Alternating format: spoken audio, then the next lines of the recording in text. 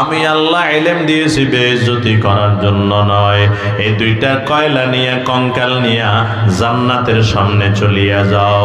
জান্নাতের সামনে আবে হায়াতের নহর আছে, ওই নহরের ভিতরে ডুব দেওয়াও। বাজানরে আবে হায়াতের নহরের ভিতরে ডুব দেওয়াবে, বলবে এবার টান মারিয়া উঠাও, টান মারিয়া উঠাবে। হাফেজ আলেম উঠাইয়া তাকাইয়া দেখবে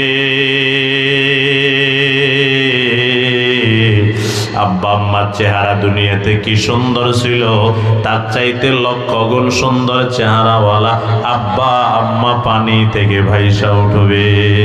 সুবহানাল্লাহ বলেন। ডাক দিয়া বলবে আল্লাহ আমার আব্বা আম্মার জন্য জান্নাতের পোশাক কই? আল্লাহ বলবে ফেরেশতারা জান্নাতের পোশাক আনিয়া দাও। জান্নাতের পোশাক আনিয়া দিবি। পয়গম্বর আর বলেন মান করা আল কোরআন ওয়া আমিলা বিমা ফিহি উলবিসা ওয়ালিদাহু তাজাই ইয়াউমাল কিয়ামা।